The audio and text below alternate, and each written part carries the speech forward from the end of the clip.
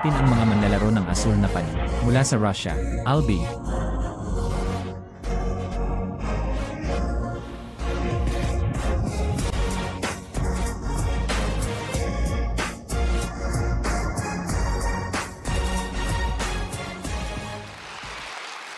Bigyan natin ng palakpakan ang manlalaro ng Chino na kinakaharap niya, Liu Li.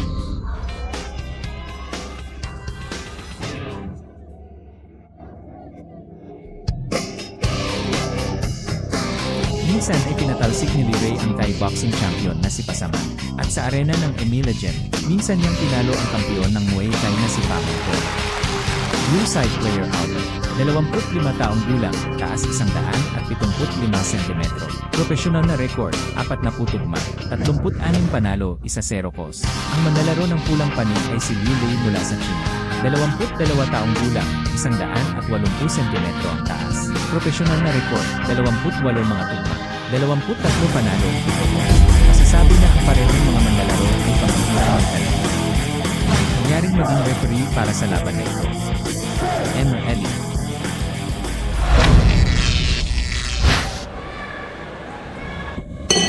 Kumusta mga manonood? Maligayang pagdating sa Emilia Legend World Fighting Championship. Ito ay isang 70 kilo na kompetisyon. Si Liu Lei ay nasa pulang bahagi at ang asul na bahagi ay si Albi.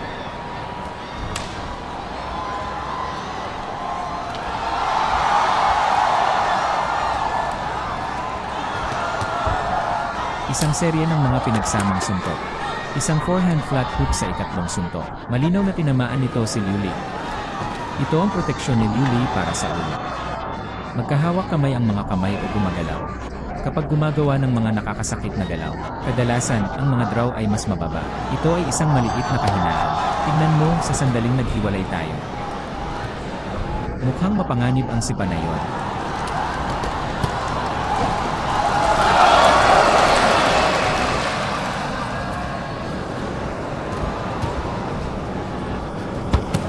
Ang magkabilang panig ay nagpalitan ng mga pag-atake ng sunod-sunod. Tila ang dalawang ito ay may hawak na isang malaking palakot. Pagkatapos ay hinawakan niya ang kalaban. Lahat ng ito ay tungkol sa kanang kamay na big wheel swing fist.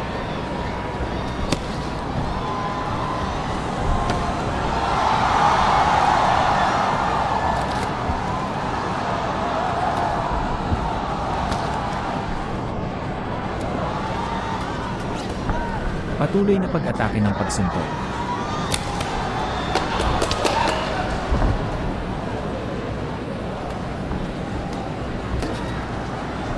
Si Albi ay lubos na umaasa sa boxing.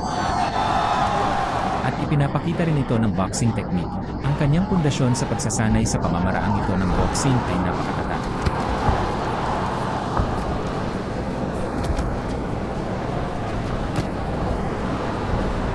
Si Liu Lei ay may kontrol sa distansya. Mas malinaw pa. Tingnan mo, may mga sumusulong at umaatras.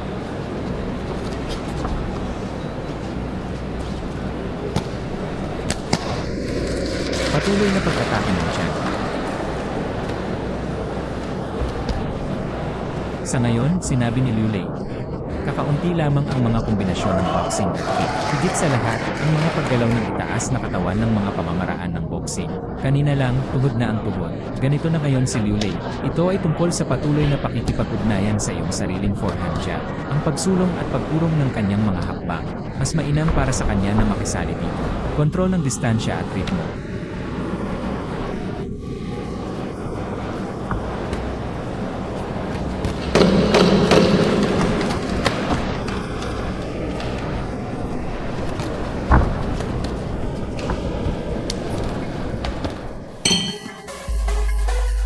Sabi na nila sa unang yugto, sa katunayan, nakita ito ni Albi.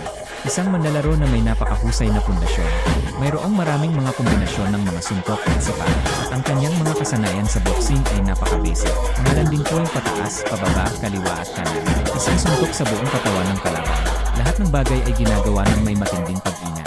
Ngunit sa huling kalahati ng unang laro, nakita namin na napakahusay ni Liu Lei sa distansya at ritmo. Mayroon siyang bahagyang bentahe sa kontrol.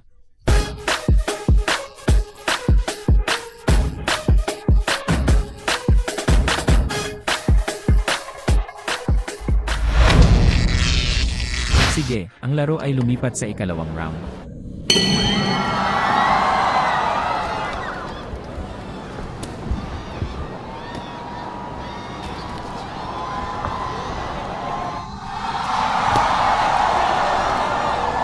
Si Liu Li ay tinamaan ng malagkit.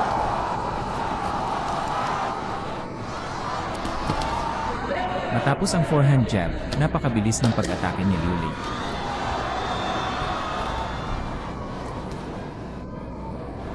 Nakikita natin si Liu Li na palaging gumagamit ng kanyang front hand punch, kabilang ang distansya sa pagitan ng pag-unyad at pag-urong mula sa sariling katawan.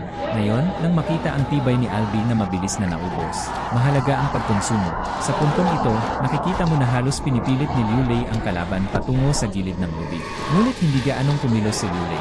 Dahil dito ay mabilis na gumugol ang tibay ni Albi. Tignan mo, unti-unti itong nangyayari ngayon. Ang opensibang panig. Mas nakasandal siya kay Liu Li.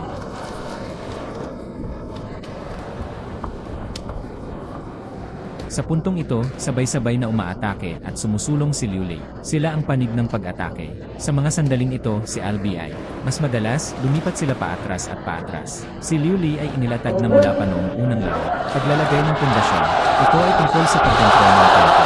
Ang foreshadowing ay inilatag sa pinakaunang laro. At ang malinaw na puwang sa pagkontrol ng pacing. Lumaki ang agwat sa ikalawang laro. Sa puntong ito, dapat sabihin ni Liu Li na mayroon siyang maliit na climax. Ang magkakasunod na panggigipit ay ang mga kalaban. Ngunit si Liu Li ay nagpilit ng husto, hindi lamang ang hilaw na presyon. May pagtatanggol sa daan pasulong. Ibinigay ng kalaban ang lahat. Kapag umaatake pasulong, umiiwas siya sa mga pag-atake ng kalaban at umatras. Pagkatapos ay magpahinga ka ng kaunti at bumalik ako sa loob.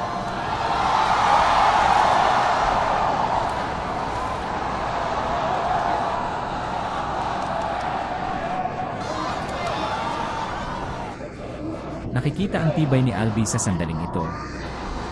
Ang pisikal na lakas ay humahantong sa kalidad ng mga individual na paggalaw. Hindi na ito kasing taas ng nakaraang round.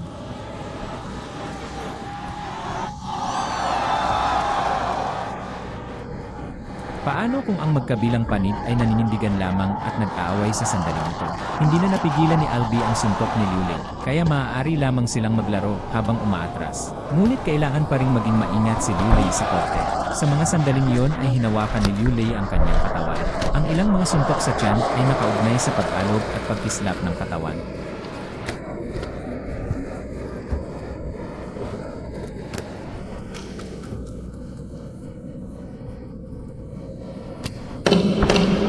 Sige, may 10 segundo pa na natitira sa ikalawang round. Si Liu Li ang nangibabaw sa buong ikalawang laro. Kabilang ang kontrol sa distansya, nahihirapan si Albi na lumipat. Kapag si Albi ay nasa ganitong kalagayan ng pangangkin, kapag gumaganap ng mga galaw, ang pisikal na pagkonsumo ng enerhiya ay dapat na patuloy na tumaas. Kaya naramdaman namin na sa ikatlong laro, ang agwat sa pagitan ng dalawang panig ay lumalawak ng kaunti.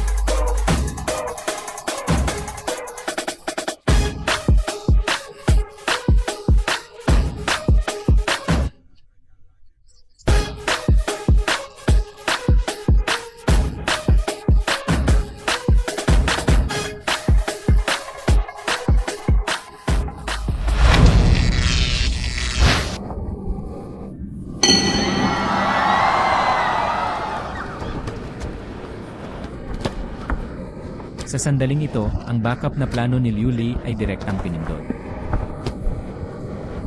Medyo kinakabahan si Albi sa puntong ito, kaya para sa ikatlong round.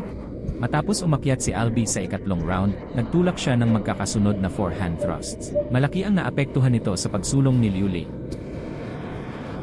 Sa puntong ito, malinaw na malinaw ang intensyon ni Albi. Tila nais nilang maghatid ng ilang epektibong mabibigat na suntok. Subukang tapusin ang labanan sa pamamagitan ng mabibigat na welga. Ngunit napakahigpit ng depensa ni Liu Li.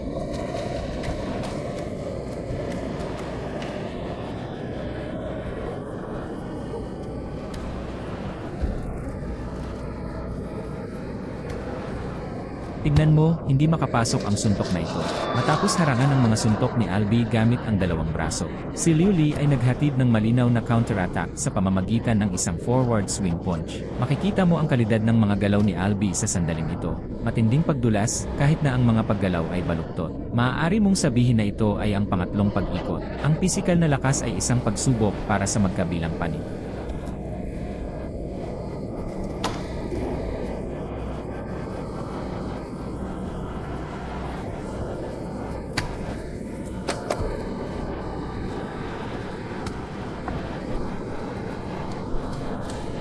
Sa mga sandaling iyon ay medyo kinakabahan ang dalawa. Sa totoo lang, parang pinagmamasdan natin ang eksena. Tila mas malaki ang naimbak ni Liu Li. Kaya si Liu Li ay halos nasa gitna ng korte. Malapit lang sa tabi ni Albi.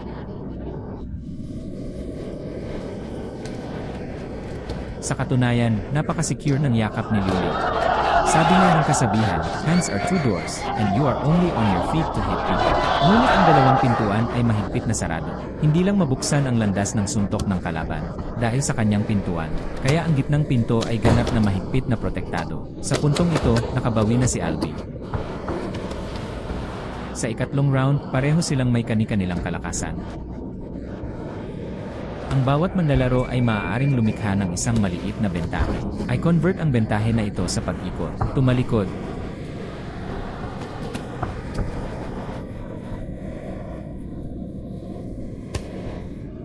Ang suntok ni Albi ay tumama sa lugar na iyon na halos napakataas para sa likod ng kanyang ulo. Naglabas ng babala ang referee. Sa sandaling ito, si Liu Li muli patuloy na pinipigilan ang kanyang kalaban. Kanang kamay ni Albi ang malaking pendulum. Kung wala ng ibang hakbang para maitaguyod ang kwento. Sa katunayan, napakahirap maging epektibo. Iniikot niya ang kanyang puting mga binti. Sa huli, tumalikod siya at pagkatapos ay ibinaling ang kanyang mga binti sa puting. Sa katunayan, ito ay tungkol sa pagpindot sa kalaban. Ngunit ang paglipat na ito ay medyo malaki. Nawalan siya ng balanse sa sarili niya. Ang magkabilang panig ay naglaro ng tatlong buong laro. Ang ikatlong round ay para sa manlalaro na ito. Ang mga hamon ay lubos na makabuluhan. Sa pisikal na lakas, o ang buong taktikal na aplikasyon, lahat ay medyo malalaking layaw. Ito ang leg swing pagkatapos ng turn ngayon lang. Tignan natin ng mas malapitan, ang huling resulta ng laban na ito. Hukom Giri, 1, 30 hanggang 27. Hukom Giri, 2, 30 hanggang 27. Hukom Giri, 3, 29 hanggang 20. Congrats sa mga Pinoy na Pinoy.